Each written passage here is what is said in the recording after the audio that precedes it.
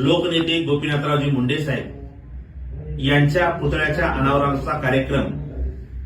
येत्या 4 जानेवारीला माळापुरी तालुका लोहा जिल्हा नांदेड येथे सायंकाळी 5 वाजता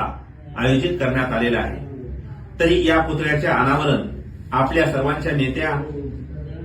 पंकजाताई मुंडे यांच्या शुभ हस्ते होणार असून या कार्यक्रमाला प्रमुख उपस्थिती म्हणून आपल्या राज्याचे माजी मुख्यमंत्री अशोकरावजी चव्हाण साहेब तसेच आपल्या राज्याचे माजी मंत्री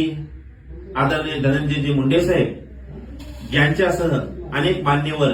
या कार्यक्रमाला उपस्थित राहणार आहेत। तरी मला